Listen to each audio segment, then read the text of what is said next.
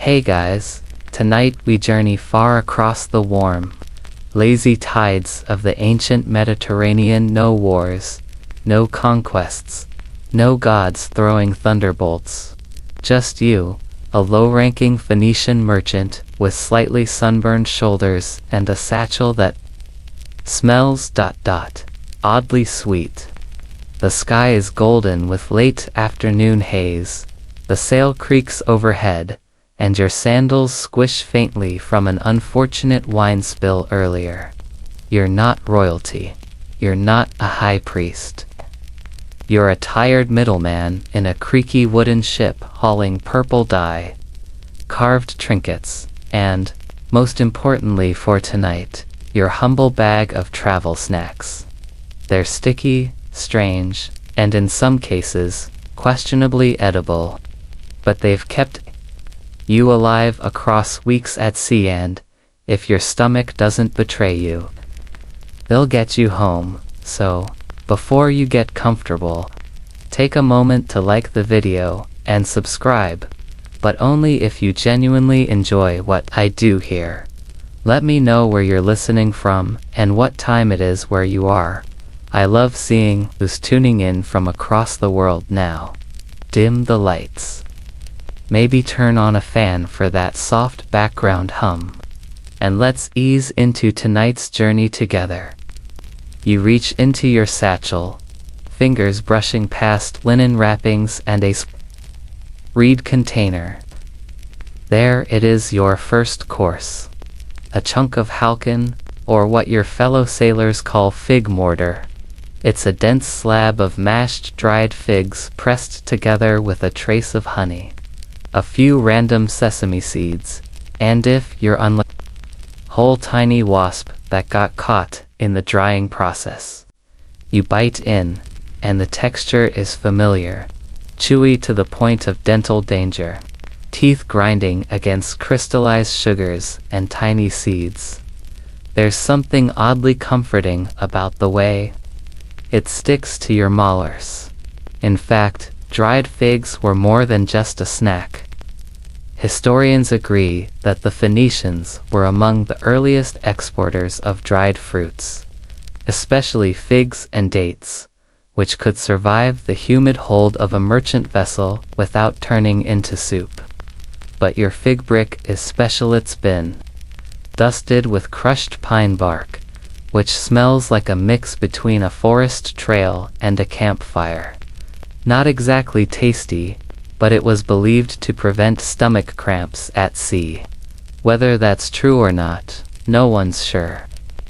Ancient texts mention it, but historians still argue whether bark was consumed intentionally or just fell in by accident during preparation. Still chewing, you wander to the edge of the boat, eyeing the distant coastline. Your jaw works in rhythm, with the waves slowly grinding the dense fig mixture as the sun begins to dip. The pine taste lingers, slightly medicinal, slightly like chewing a sandal. You spit out a tiny splinter. You remember the merchant in Tyre who sold it to you. He had no teeth and swore it kept him young. That may be why he was selling it rather than eating it himself. You paid 2 little bronze coins, mostly because he threw in a linen strip and promised no bugs this time.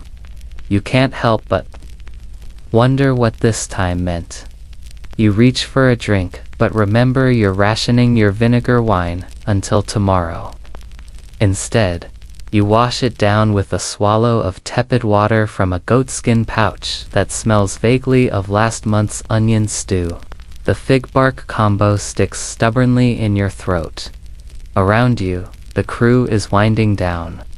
One sailor is attempting to catch sea air with his mouth, claiming it cures back pain.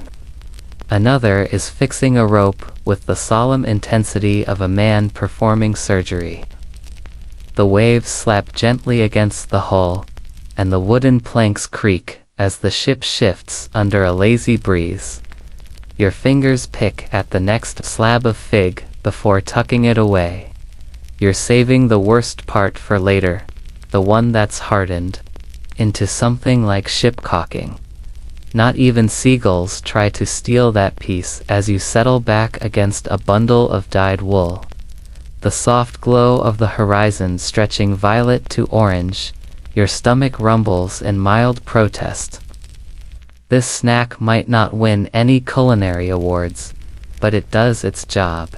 It fills the void, sort of. And besides, it's not the worst thing you've eaten this month. That honor still belongs to the fermented carrot paste. You gaze out, fig taste still. Lingering, and think about home. Not in the sentimental, poetic way. More like, do I still have a jar of almonds under my bed, kind of thinking. You shift, the satchel pressing awkwardly against your ribs, and feel the corners of a barley cake poking through. You sigh. That one's next. For now though, you lie back. The waves hum, the air cools, your jaw rests. The bark has done its work, or maybe it hasn't, but your stomach isn't on fire yet.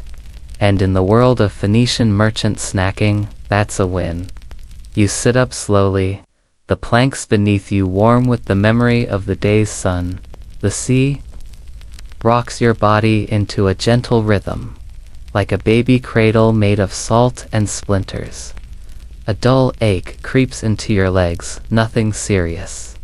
Just the kind of stiffness that comes from hours of cross-legged loafing on a moving vessel. You know what that means? It's time for the next course in your traveling feast. You reach into your satchel again and pull out what looks like an unwrapped brick of beige wax. This, in theory, is food. It's a pressed energy bar of sort-state. Paste, coarse salt, and sheep fat, mashed together into oily cubes and wrapped in red leaves. Each one is about the size of your fist and shines faintly in the light, which is rarely a good sign when it comes to solid food. You peel the reed covering away, revealing a glistening surface that seems to shimmer more than it should. It smells like someone salted the air inside a barn. But you're hungry. You take a bite, and your teeth sink through the gritty, slightly chewy surface. The first thing to hit you is the salt. The second is the unmistakable tang of aged sheep fat. It coats your mouth, your tongue, your memories. The date paste tries its best to sweeten the situation, but it's fighting a losing battle. Still, it's surprisingly effective fuel. Your body knows it's getting calories. Your brain just wishes it wasn't so aware of it. You glance at the others. One sailor beside you gnaws a similar bar, but dips his in seawater first, he claims. It cleanses the flavor. Another holds his up to the moonlight, like he's inspecting a gemstone. He sniffs it, grimaces, then mutters a prayer before chewing. It turns out the idea of these fatty date blocks wasn't unique to the Phoenicians. Historians note that early travelers across Mesopotamia and parts of Arabia carried similar high-fat rations. Salt preserved the meat, the fat provided long-lasting energy, and dates gave just enough sugar to make it chewable without triggering a full emotional breakdown. There's even a theory still debated, that merchants chose different fat sources, depending on the animal spirit they wanted to channel during the journey. Sheep for endurance, goat for agility, camel for ... mysterious digestion. Historians still argue whether this belief was common, or just another merchant tale spun for tourists. The reed wrapping, on the other hand, serves a practical purpose. It keeps flies off and sand mostly out. Although, let's be honest, you're chewing something suspiciously crunchy right now. And it definitely wasn't a date pit. There's a certain dignity in this indignity. You chew slowly, methodically.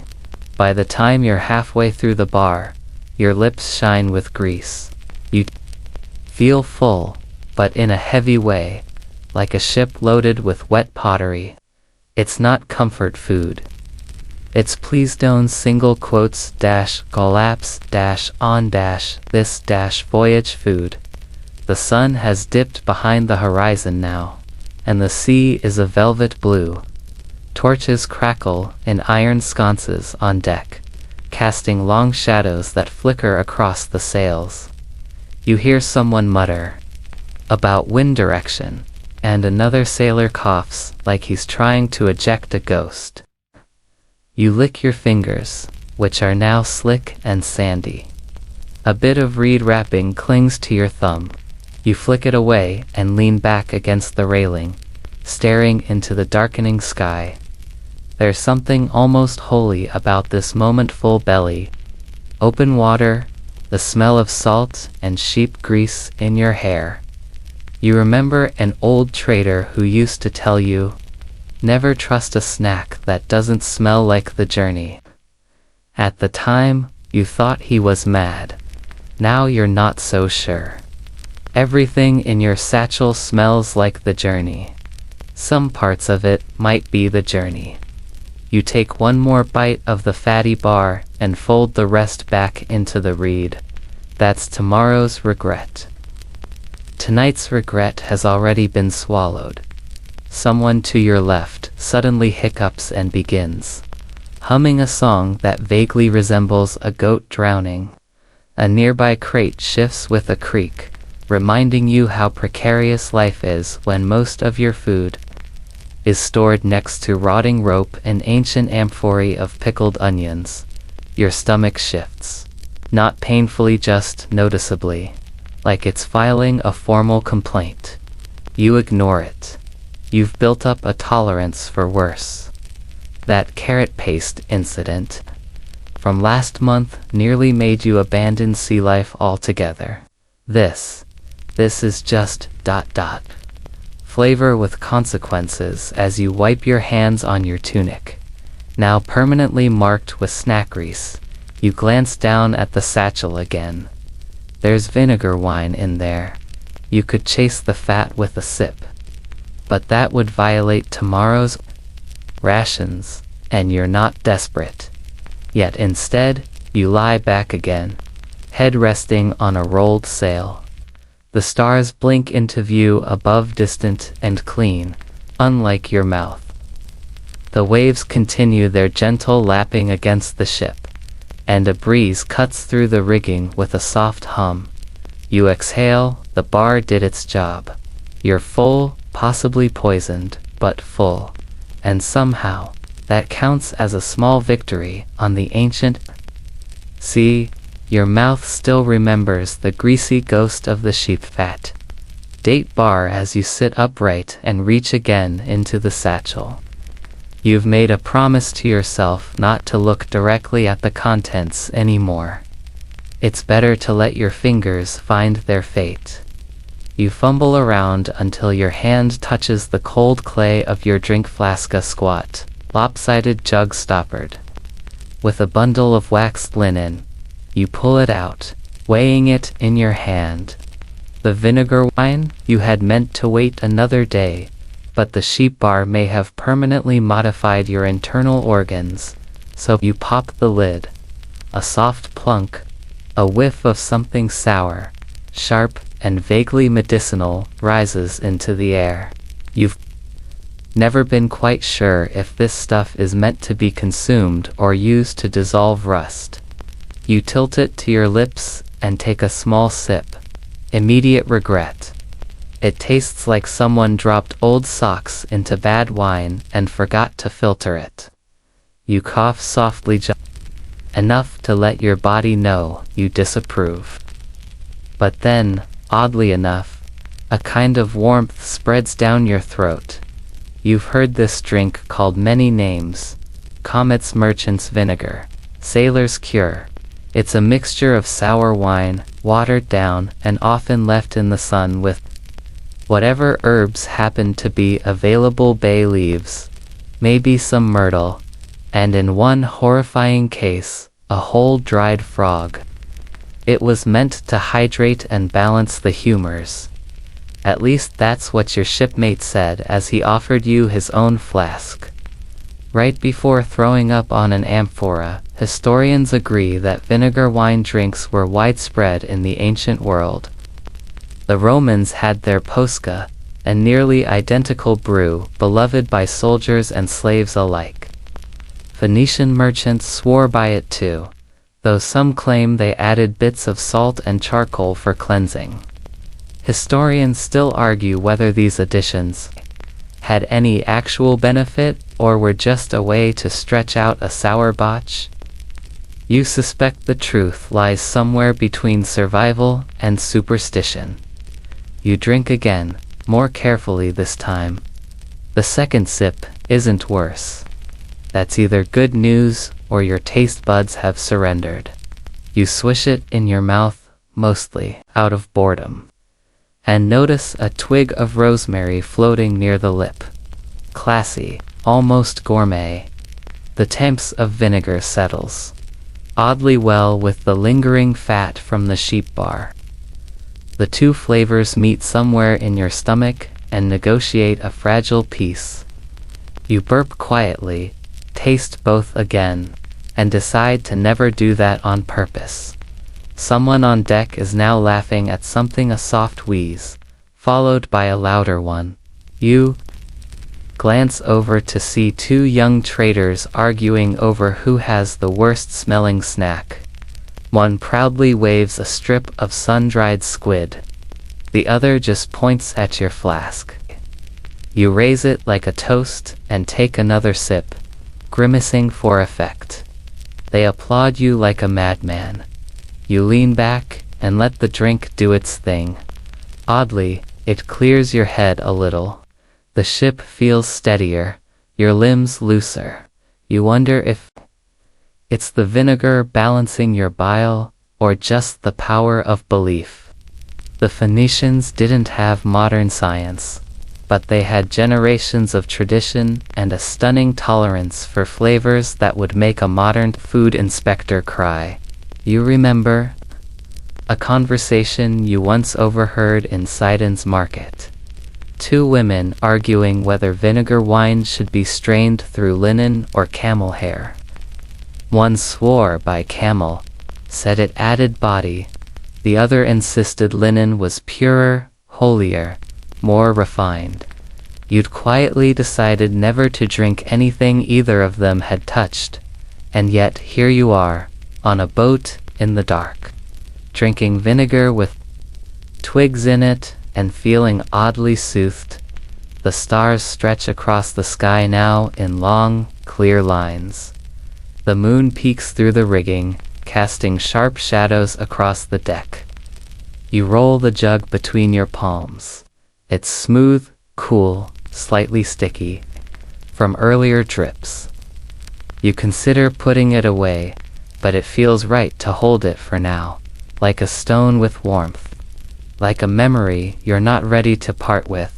This drink, strange and sour as it is, connects you to something deeper.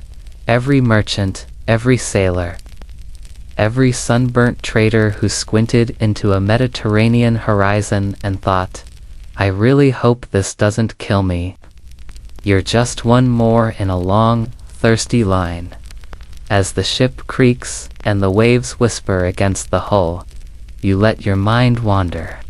You imagine future people, far beyond your time, sipping neat cups of something called tea or coffee, horrified at the idea of rosemary floating in old wine. You chuckle to yourself and burp again, quietly. A drop of the drink runs down your chin. You don't bother wiping it. You just close your eyes for a moment, letting the hum of the sea cradle. Your thoughts? Maybe the vinegar is medicinal, maybe it's not. But in this exact moment, with the taste still clinging to your tongue and your body slowly settling into its night rhythm, it feels oddly wonderfully like exactly the thing you needed. You push yourself up from the leaning post, your body protesting softly as the ship rocks beneath your feet. The night is deepening, but the crew remains alert, quietly moving about in the dim light. You reach back into your satchel, knowing what comes next. The barley cakes. You pull out a flat, round disc, slightly larger than your palm, its surface cracked like dry earth. It smells faintly of toasted grain, but also carries that unmistakable scent of dust and, if you're honest, a little bit of sand. These barley cakes are the workhorse of your snack collection. They're baked until rock hard, meant to last weeks without spoiling, because spoilage at sea means a bad night, and you've had plenty of those. The hard texture means they take forever to chew, so you pace yourself, biting slowly, trying not to break a tooth on the uneven edges. The sandy crunch isn't an accident. There's almost always a bit of desert grit caught in the mix, which you suspect was part of the original recipe, or just a side effect of the open-air drying process. Either way, it adds a certain texture. Historians note that barley was a staple grain for many ancient Mediterranean peoples, including the Phoenicians. Its ability to grow in poor soil made it invaluable for both baking and brewing. But your barley cake is not just simple bread. It's fortified with crushed herbs and sometimes even bits of dried insects, though you try not to think too hard about that last part. Recent archaeological digs have found insect fragments in ancient grain cakes, leading some scholars to debate whether these were intentional protein additions or simply contamination. The jury is still out, and frankly, your jaw isn't volunteering for further research. As you gnaw on the barley cake, the gritty crunch is oddly satisfying. It's not pleasant, but it's not unpleasant either, more like a stern teacher giving you a lesson in endurance. You remember the story of a merchant who supposedly survived a week lost at sea on nothing but these cakes and seawater. Whether that tale is true or just salty gossip remains unclear, but it fuels your appreciation for the humble barley cake. The gritty crunch breaks your focus, and you realize you're accidentally biting down on something harder than usual, a beetle shell. You grimace but keep chewing. You've survived worse. The night air is cool now, carrying the faint smell of salt and olive groves from the coast. The stars above seem sharper, almost piercing. Somewhere on deck, a sailor hums an off-key tune, and a dog barks faintly from a distant shore. You bite off another piece of the barley cake, savoring the stubborn texture. It's not a delicacy, but it's your steadfast companion against hunger and weariness on this endless blue highway. You reach again into the satchel, fingers grazing the familiar rough surface of the next snack, sun-dried fish skewered on a slender reed. It's a vivid reminder of the sea's bounty and its less pleasant odors. The fish, likely caught near Cyprus, has been carefully dried and salted, transforming it into a pungent, leathery treat that both fascinates and repels your senses. Bringing one of the skewers to your lips, you take a cautious bite. The first sensation is a sharp saltiness, followed by a chewy texture that tests your jaw's endurance. The flavor is intense, briny, and, frankly, smells like a harbor on a hot afternoon. Despite this, it's prized among sailors for its high protein and ability to withstand long voyages without refrigeration, a critical advantage when you're weeks away from the nearest market. Interestingly, historians have discovered evidence that the Phoenicians were pioneers in fish preservation techniques, including drying and salting, enabling their fleets to travel farther than many rivals. Some scholars still debate how much these methods were borrowed from or influenced neighboring cultures. There's even a fringe theory that ancient merchants would sometimes flavor fish with aromatic herbs to mask any unpleasant smells, a practice whose authenticity remains hotly debated. As you chew, a seagull circles overhead, eyeing your snack. With undisguised envy, you swat the air and laugh softly, amused by the persistent birds that shadow your journey. The taste lingers long after you swallow, salty and slightly smoky, a reminder of the vast sea that both feeds and challenges you nearby. Your crewmates unwrap their own fish sticks, each with varying degrees of enthusiasm and grimacing. You recall a joke told by a fellow merchant about these fish being sealed with the ocean's kiss and its worst breath. The joke still makes you smirk, even as the aroma wafts up again. The sun has long set, and the horizon is a deep slate blue. The waves gently slap the hull, a rhythmic reminder of the journey's ceaseless progression. You tuck the empty reed skewer away and lean back, the salty temps still clinging to your lips.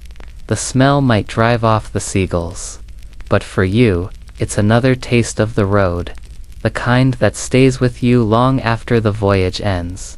You peel back a piece of the satchel's rough cloth to reveal a small clay pot sealed with beeswax, the infamous sour goat cheese. The moment you lift the lid, a pungent aroma wafts out, sharp and assertive, as if the cheese is daring you to try it. You hesitate a moment, nostrils flaring, but hunger wins. You dip a finger in, scoop up a small chunk, and pop it into your mouth. The cheese is tangy, salty, and crumbly, with a powerful funk that clings stubbornly to your palate. It's the kind of flavor that announces itself loudly and refuses to leave quietly. The sourness hits you first, followed by a creamy texture that melts slowly, leaving a lingering earthiness behind. Your face twitches involuntarily, but you swallow and reach for another bite. The cheese has been packed carefully in these clay urns, which also double as makeshift weights to steady the ship in rough seas. Sour goat cheese was a common travel food among Mediterranean sailors, prized for its longevity and nutrition. Archaeologists have found similar cheeses preserved in ancient pottery jars along coastal trade routes. Some scholars still argue whether the strong aroma was a sought-after delicacy or simply a sign of spoilage, tolerated out of necessity. The truth is probably a bit of both. You remember an old shipmate who swore that the cheese could keep away seasickness if eaten before storms, a claim met with skeptical laughter by others. Whether or not it worked, the smell certainly kept unwanted pests at bay. Rats and flies steer clear of anything wrapped in those thick clay pots. As you savor another piece, the wind picks up, carrying salty spray that mingles oddly well with the cheese's sharp scent. Somewhere on deck, the rhythmic beat of a drum begins, a comforting reminder of home and tradition amid the endless expanse of water. You wipe your fingers on your tunic, now faintly smeared with cheese, and tuck the pot back into your satchel. Its weight reassuring. This pungent morsel is more than just sustenance. It's a connection to the land and livestock left behind, a reminder of what you're carrying and what awaits at the journey's end. The night deepens around you, stars glittering like distant fires. Your mouth tingles with the cheese's stubborn tang, and you smile softly.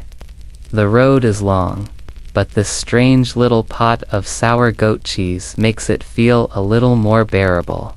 You fish out a small, crudely sealed jar from your satchel, its surface smeared with an orange residue that seems to pulse with a mysterious energy. Inside is the infamous fermented carrot paste, a bright, tangy concoction that Phoenician sailors swear by, even if it looks like something that might have been rejected by the gods themselves. You brace yourself as you unscrew the lid, releasing a sharp, vinegary aroma with a hint of something earthy and wild. Taking a tentative spoonful, the paste hits your tongue with a punch. Sour, slightly spicy, and surprisingly complex. It's thick and sticky, clinging to the roof of your mouth as you swallow with a grimace. The texture is uneven, sometimes smooth, sometimes grainy, with the faint crunch of carrot fibers and, if you're unlucky, the occasional seed. The taste is peculiar, but somehow invigorating, like a wake-up call for your insides. Historians are divided about this carrot paste. Some claim it was a primitive form of medicine, believed to ward off scurvy or digestive troubles on long voyages. Others argue it was simply a flavor enhancer, designed to mask the blandness of shipboard fare. Recent research even suggests it might have contained fermented yeasts, giving it probiotic qualities. But because the original recipes were lost and fermentation methods varied widely, scholars still debate whether it was truly healthful or just a desperate attempt to keep food edible. You remember an old merchant's joke: if it doesn't kill you, it at least wakes you up. It's an apt description, as the paste leaves a tingling burn in your mouth and a lingering aftertaste that feels like a mix between vinegar and wild herbs. You're not sure if it's soothing your stomach or making it more rebellious. As you savor the last spoonful, a gust of wind rattles the rigging overhead. Somewhere in the distance, a nightbird cries, and the sea's rhythm feels steady and eternal. You close your eyes briefly, willing the strange paste to do its mysterious work. You tuck the jar away carefully, mindful of its stickiness, and lean back against the ship's rail. The fermented carrot paste might not be everyone's favorite, but for you, it's a badge of survival, a testament to the strange, inventive foods that keep Phoenician merchants going across endless seas. Your stomach grumbles in acknowledgement, and you smile. The journey continues, one odd snack at a time. Your hand plunges once more into the depths of the satchel, this time brushing against something smooth and sticky, wrapped in a thin layer of waxed linen.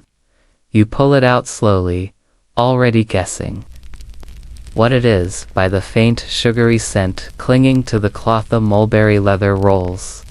They look like dark purple scrolls, curled in on themselves, soft to the touch but stubbornly adhesive. You unwrap one, and it clings to the linen like a toddler to its blanket. It's fruit paste, dried and pressed thin, then rolled tight, a Phoenician dessert of sorts. Or glue, depending on how dry it got in transit. You take a small bite. The flavor is rich tart mulberry, sweetened with a drizzle of date syrup and brightened by a hint of something citrusy that might have been pounded citron rind or dried sumac.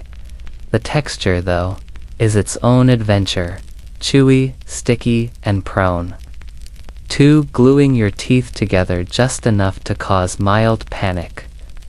It takes a good 20 seconds to free your molars, during which you contemplate whether this was originally intended as food or a sealing wax for scrolls. Despite the dental danger, you find yourself chewing slower, more thoughtfully. The first real treat you've had since leaving the harbor. Among all the oily, salty, sour, and smoky things crammed into your satchel, this stands out like a warm memory of home. Children in Tyre used to race through the market with purple-stained chins and sticky fingers from this exact snack. You were one of them once, long before you started sailing. Historians agree that Phoenicians were some of the earliest purveyors of fruit preservation, using honey drying racks and clever pressing techniques to turn short-lived seasonal harvests into portable energy boosts. Mulberries were favored not only for their taste, but also for their vibrant color associated with wealth and vitality. There are even records suggesting these fruit leathers doubled as trade gifts, especially for coastal tribes who'd never tasted mulberry before. Some scholars, of course, argue whether mulberries were the primary ingredient or if carob sometimes filled in when mulberries weren't available.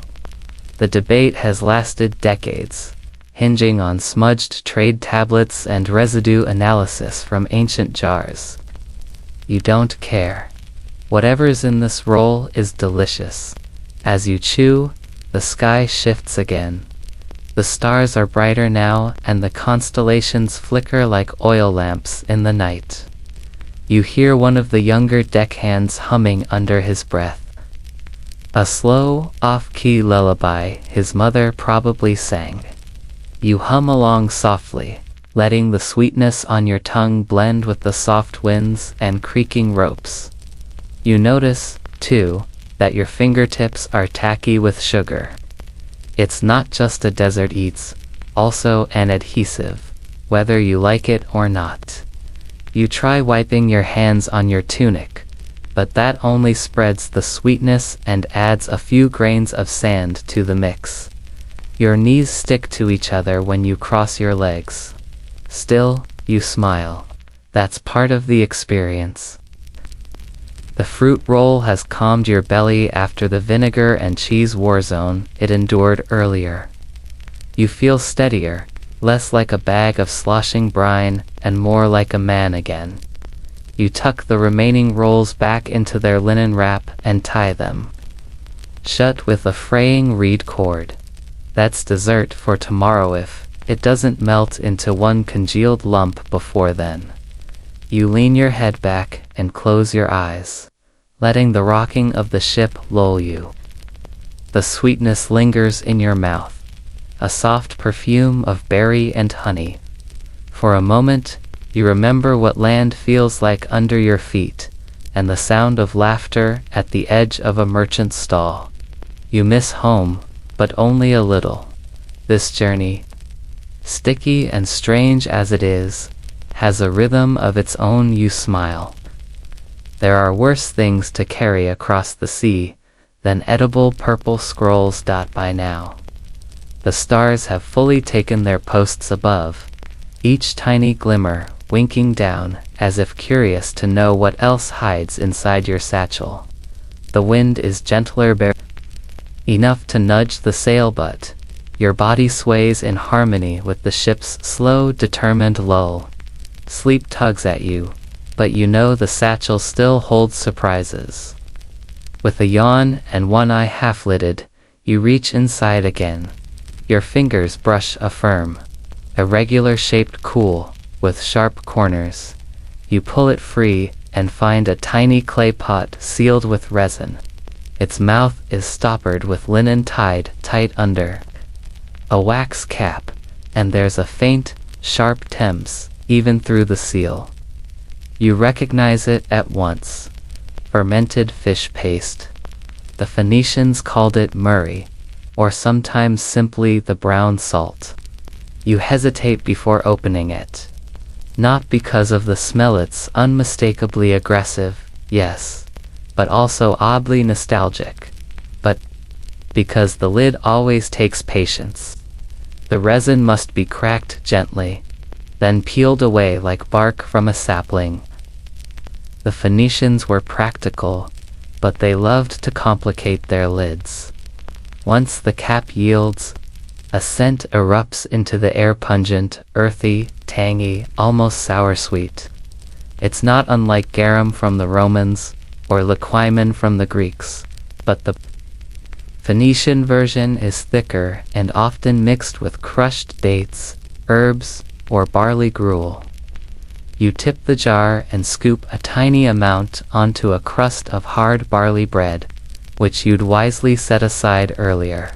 One cautious bite, and your mouth floods with contradictions, salt and syrup, decay and spice, something like miso kissed by anchovies. You chew slowly. Murray is not a food, it's an experience, one that unfolds in layers. First comes the salt, sharp as a slap. Then a rich, fermented depth that tastes like time itself. You taste crushed cumin, the ghost of leek, the almost medicinal bitterness of fenugreek. Somehow, it works. It shouldn't, but it does. This was the cornerstone of flavor in every proper Phoenician meal, served as both sauce and preservative. Historians have even found fragments of shipping records where barrels of Murray were itemized alongside cedarwood, wine, and glass beads, suggesting its culinary importance. Some even believe it was used as payment in particularly aromatic negotiations. You take another small bite, knowing better than to overindulge. Murray is not meant to be the main dish. It's a companion, strong, assertive, always shouting over the other ingredients. Like an elder at a feast who has seen too much and will not let the younger flavors speak without commentary. You wonder how long it took to ferment. The traditional process could last a year. Ground barley soaked in salt water, left to sour under linen in the sun, stirred daily, strained repeatedly, thickened with dried herbs. It was alchemy. It was stubborn hope that rot could be turned into gold. And here you are, centuries later, tasting that stubborn hope in the moonlight. The texture on the barley crust is grainy, but softened by the paste's richness. You're surprised by how quickly it warms you. The wind is cooler now, a night breeze that sneaks into your sleeves and collar. But the Murray has done something, stoked a tiny hearth in your chest. You feel your fingers tingle. You seal the jar again, pressing the wax into place with a heated pebble from the ship's brazier.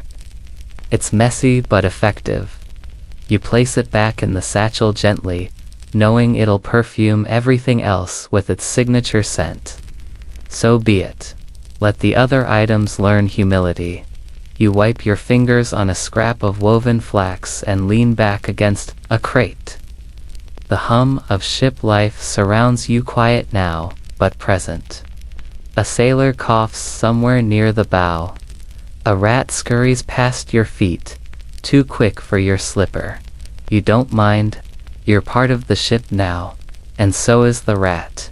And then you feel it, that familiar heaviness in your limbs, that clouding behind your eyes. Your belly is full. Your breath is steady.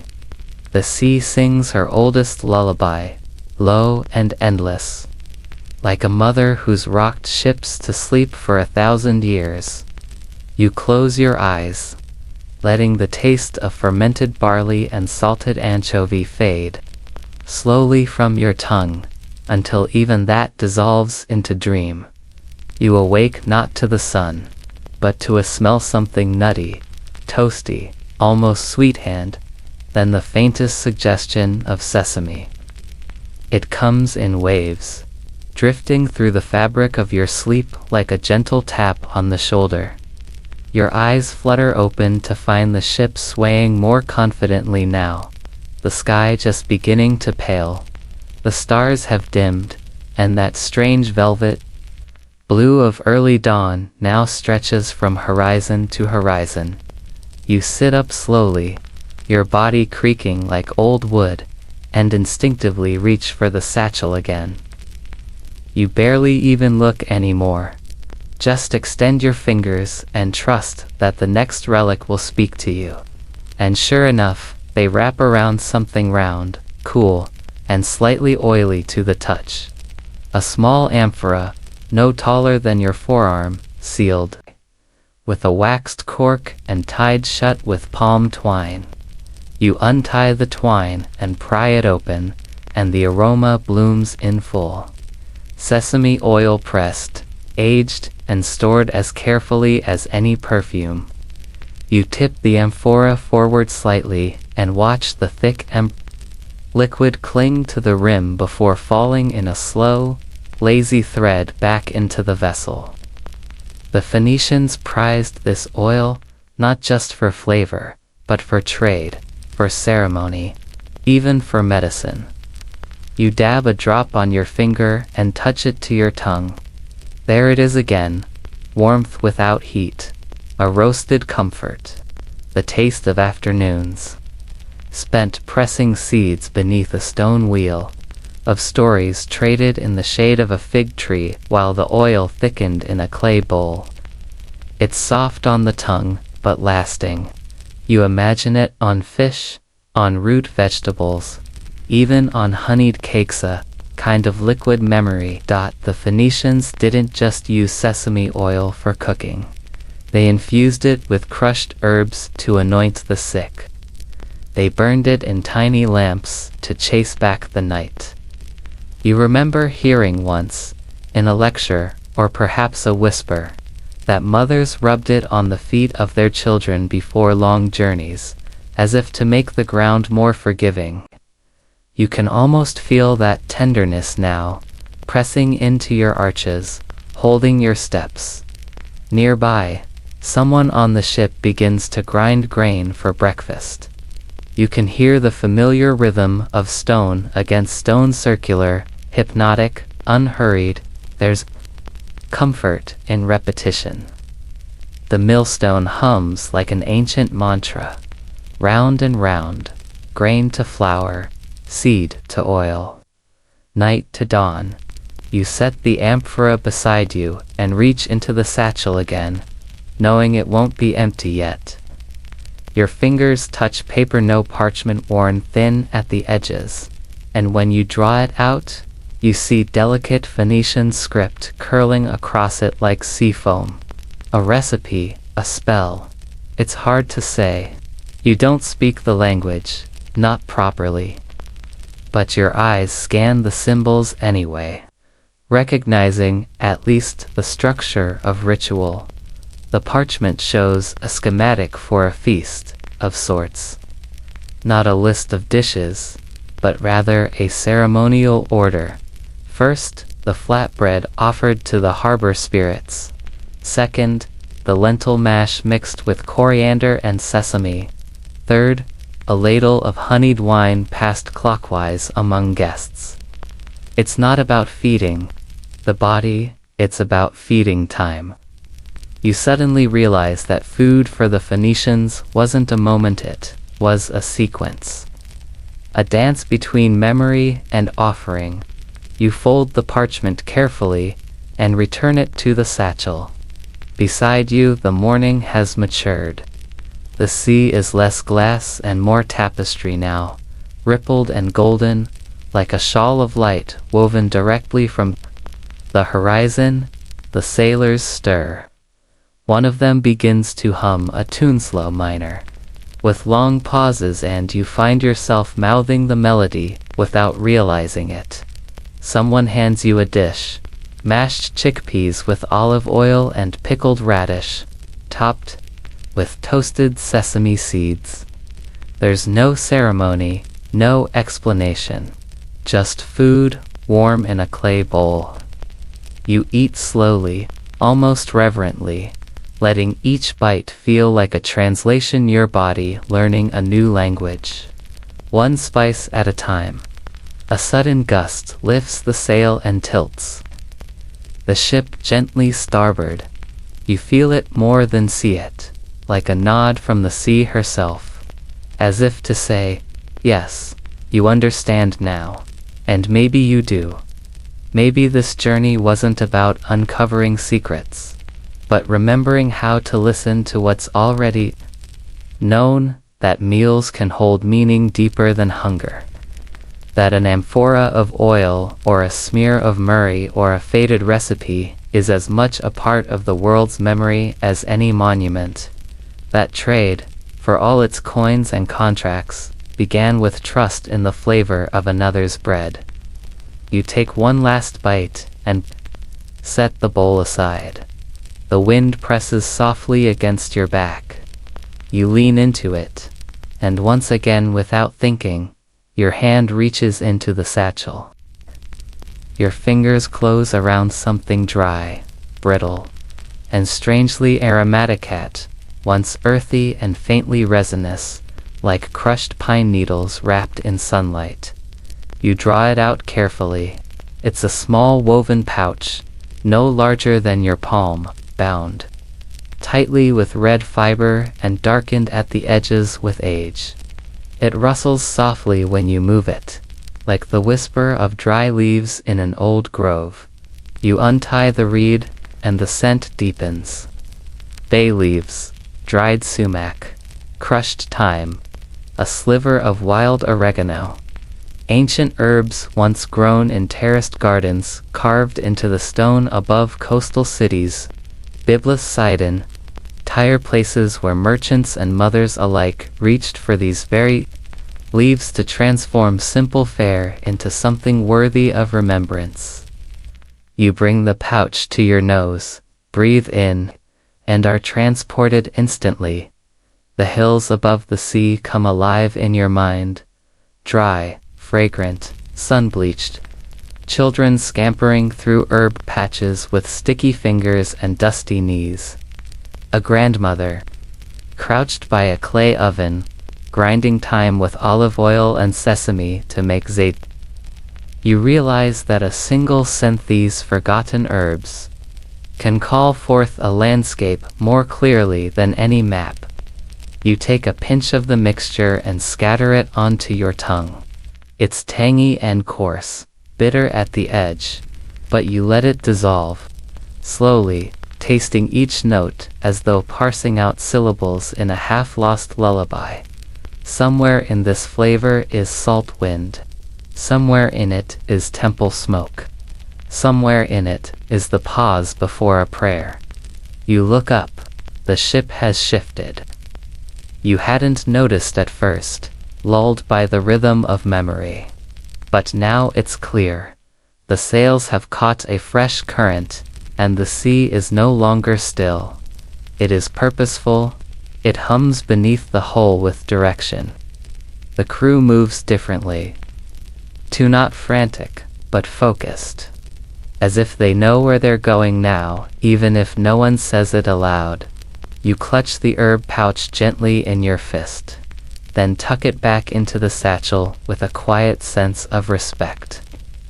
You feel, suddenly, as though you're not simply a passenger aboard this vessel. You are its witness, its archivist, the one who remembers not with facts, but with flavor. A young sailor approaches you with a bowl of something dark and thick. He says nothing, just places it in your lap and nods. The aroma is strong, sharp, fermented, deeply savory. You stir it with your spoon and find bits of barley and dried fig inside, softened from stewing. You recognize it immediately, a barley porridge enriched with fermented carob and black garlic. Food for endurance. Food that could survive long crossings and uncertain shores. You taste it tanned. It tastes like waiting. Like patience simmered down into calories. Like the long work of hope. You glance down at the satchel again. How many more relics can it possibly hold? Yet each time, it surprises you. This time, your hand meets something coarse and fibrous. You pull it free, a bundle of woven papyrus, bound with a strip of dyed wool. You unwind it, revealing a crude map, not of geography, but of flavor. It shows no coastlines, no mountain ranges. Only circles and arrows, connecting different ingredients. Lentils to coriander, fish to sumac, figs to goat's cheese. It's a diagram of a palette, of taste traditions, passed not in cookbooks, but by tongue and memory, by barter and bite. You stare at it with reverence. This is not a recipe. It's a record of exchange, of how Phoenician sailors, traveling from Egypt to Iberia, left trails not of conquest, but of cuisine. A spice here, a technique there, food drifting like pollen from port to port, reshaping palates as surely as it reshaped culture. Behind you, the wind picks up. The sail cracks sharply above. A gull cries out once high and short, and the moment passes. You wrap the papyrus again, replace it in the satchel, and this time you don't reach again. You rest your hands in your lap. You look out at the sea. The sun has risen fully now, casting shadows that shimmer on the deck like spilled gold. The waves flicker, brighter than you remember, and the horizon seems nearer, as if the ship itself has finally remembered where it's going. And so have you. You lean back against the mast, the salt air catching in your breath, the last of the time still on your tongue. You close your eyes and think not of dates, not of kings or wars or treaties, but of food, of the quiet diplomacy of dinner tables, of flavor as legacy, of how a civilization might be remembered not for what it built, but for what it seasoned. You smile faintly and wait for the next breeze. The sea quiets once more, its voice growing gentle and rhythmic like a grandmother humming to herself while kneading dough. You remain against the mast, lulled again by the stillness that follows discovery. The satchel rests beside you now, warm from the sun. It seems softened from age and salt. It waits as though knowing you're not finished, not yet. When your fingers dive back inside, they brush something altogether unexpected, cool, metallic, rigid. Not a spice, not a pouch or leaf.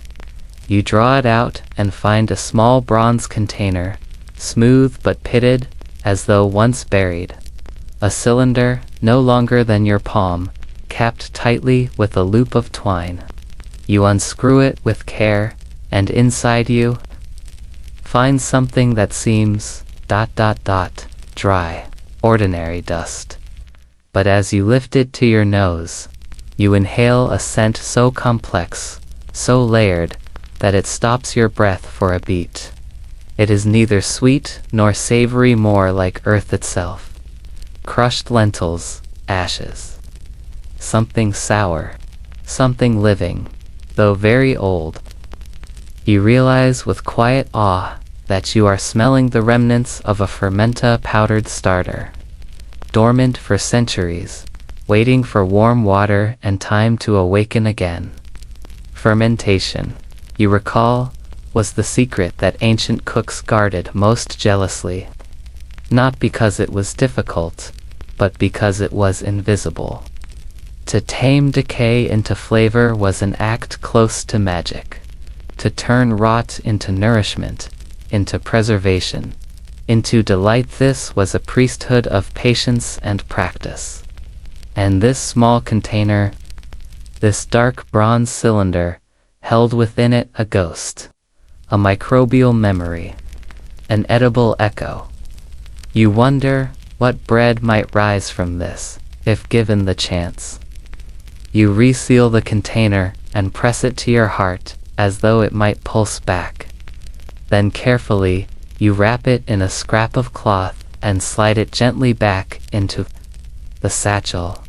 Aware now that what you carry is more than food history, it is the ancient technology of waiting. A shadow moves beside you. The sailor who brought you the porridge is back. this time with a hunk of dark bread split down the middle and glistening with olive oil. A smear of something red sits atop, sharp, almost glowing. You take a bite, and the flavor explodes, sweet. Tomatoes, sun-dried to the edge of char, smashed into pulp and spiced with ground fenugreek, garlic, and a vinegar so old it tastes like the memory of wine. You close your eyes and chew slowly. The bread is dense but tender, slightly sour, unmistakably. Baked in clay. The spread is bright and bitter. A combination only possible when you trust both sun and soil. You open your eyes and smile. These aren't just flavors, they're arguments. Debates between salt and sweet, time and haste, sharp and round, and the outcome this moment is balance. The ship tilts slightly, catching another gentle gust, and you feel the wind change again. Not strong, not urgent, just steady. Your gaze follows the horizon where a distant outline appears faint but certain. Land, a coastline unrolling from the mist like a scroll being read slowly aloud. The crew begins to stir with more purpose. Ropes are coiled, sails adjusted. The man at the tiller straightens his shoulders. A child, barefoot and wide-eyed, points to the distant shore, calling out in a language whose cadences are familiar, though the words are lost to you, and in your lap, the satchel stirs slightly, as if reminding you of your task. One last reach, you think. Just one more. You open the flap, and your hand closes around something that resists slightly, not from weight, but from reluctance.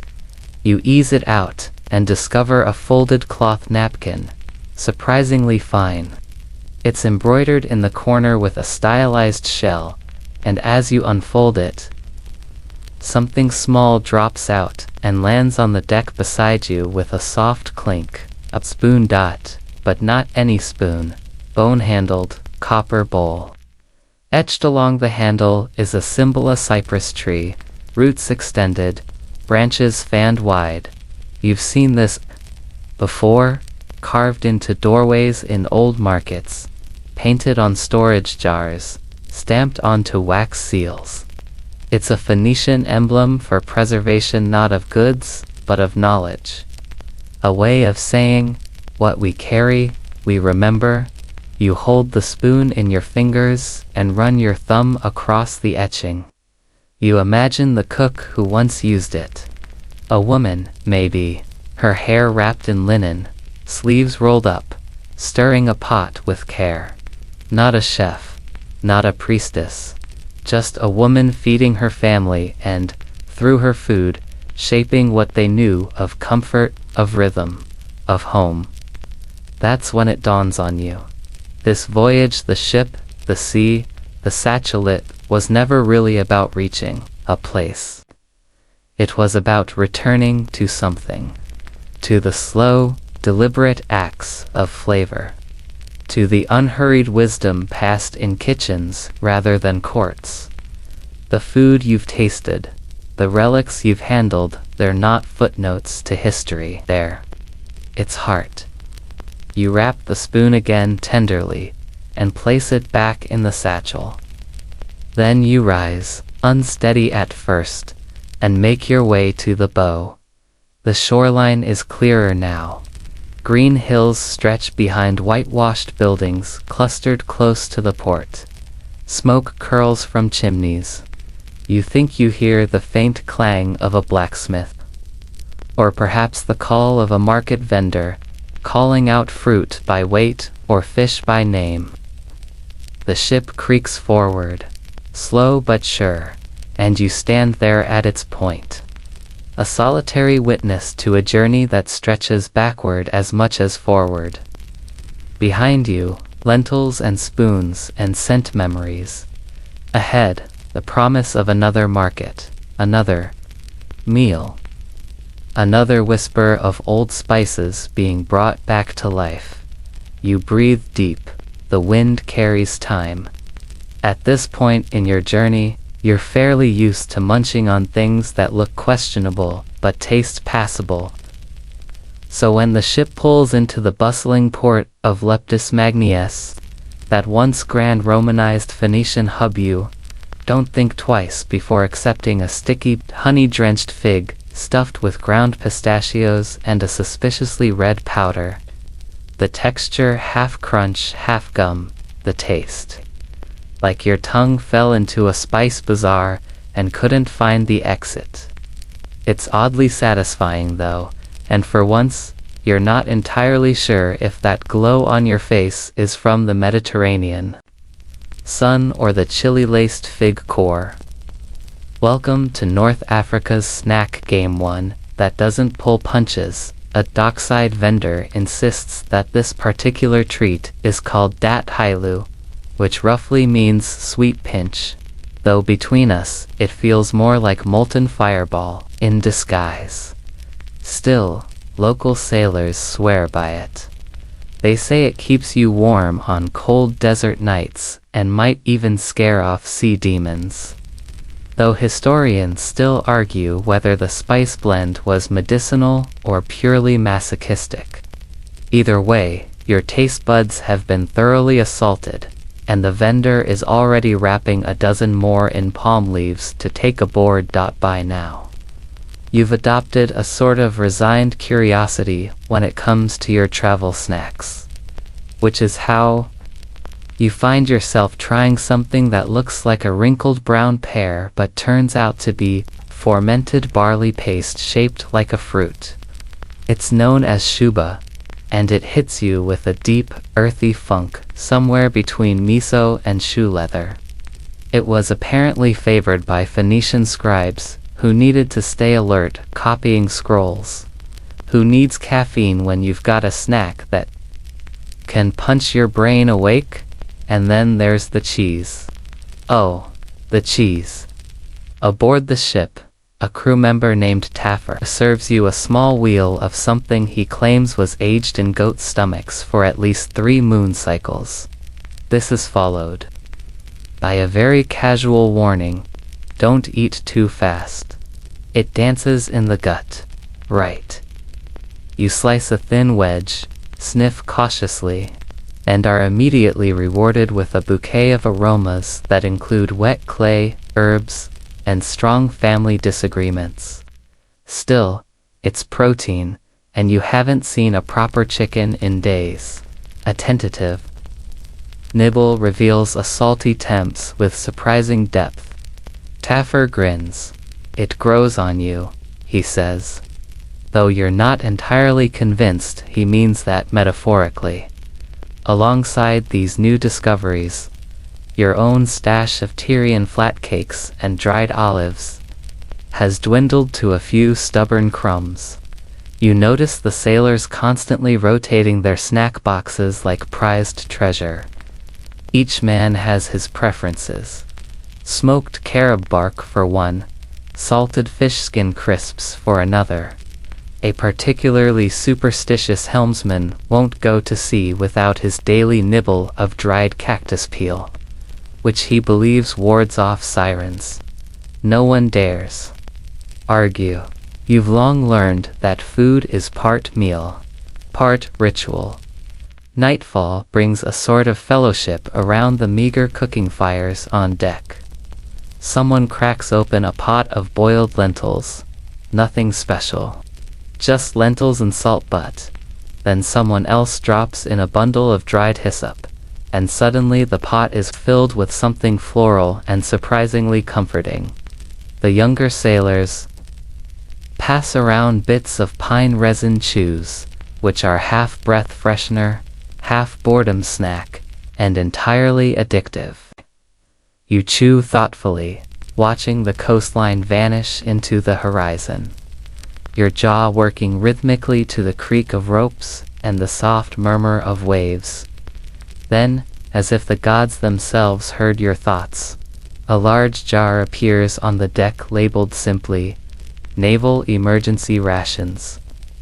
You peek inside and see something resembling compacted grain bricks laced with sun-dried berries and tiny, whole fish.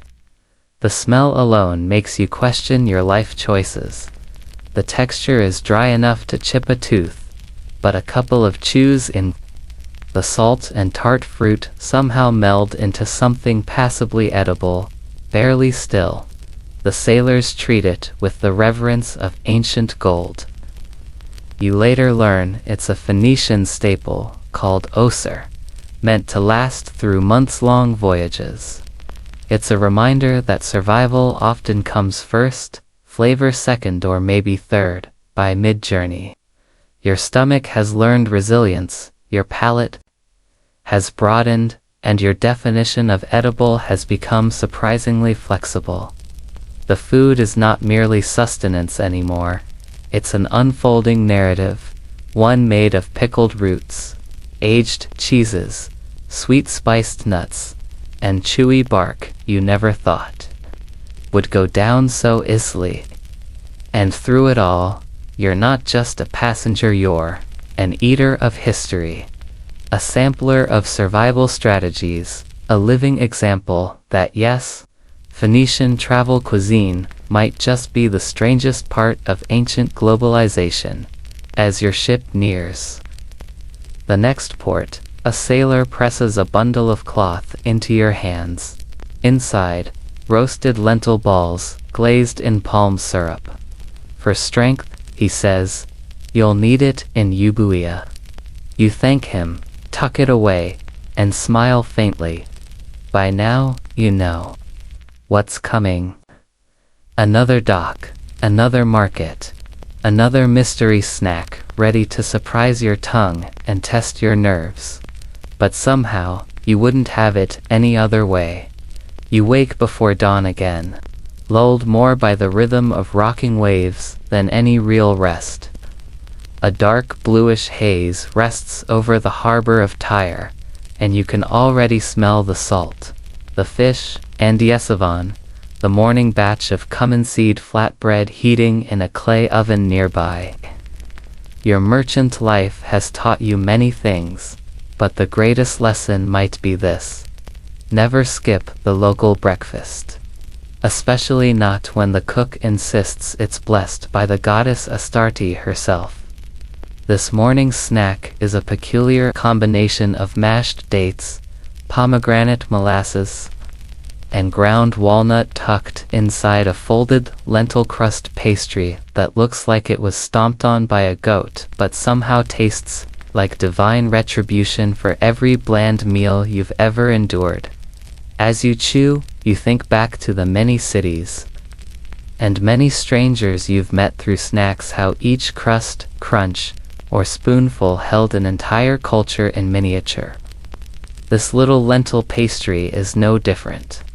A full economy, faith system, and survival strategy, all in one overbaked crescent. And now, here you are, your ship being slowly loaded with dyed wool and cedar oils, the sailors bantering over which port has the best roasted chickpeas. The journey ahead is long Carthage, maybe even Gader, or some Iberian inlet where people still think cinnamon comes from a sea serpent's nest. But you know better. You know the scent of cinnamon bark soaked in honey from Biblit. You've eaten seaweed fritters in Rhodes and bat meat stew in some place you're pretty sure doesn't even have a proper name on the map. You've also learned that Snaxius, those forgettable little nibbles, are the universal language of travel. Even when coins are foreign and tongues can't be untangled, offer someone a fig-stuffed almond ball, and you're halfway to diplomacy. Offer to, and you might get an invitation to their cousin's wedding. Historians still argue whether Phoenician sailors truly established trading outposts by sweetening the local populations with food first, or whether the snacks just followed the sails. Either way, it's no accident that the recipe for mulberry basil paste shows up from Tyre to Tunisia. These weren't just merchants, they were snack envoys. Masters of edible charm. Somewhere in your pack is a tightly wrapped square of tamarind resin candy, studded with sesame seeds. It's supposed to ward off seasickness, but mostly it just gives you something to chew while you pretend not to be terrified of open water. You suck on it now, letting the temp cut through the damp morning air. You've had worse, remember? The sheep fat biscotti from that one Sardinian village. But it's no candied lotus petal either. There's something deeply calming about the slow clatter of amphorae being loaded below deck. The sun is rising now, a pale orange peel stretching across the sky, and the gulls are already screaming at your supplies as if the cumin sacks offended them personally. You make a mental note to secure the spiced pickled olives better this time. They rolled all the way into the captain's quarters. Last voyage, and nearly started a mutiny.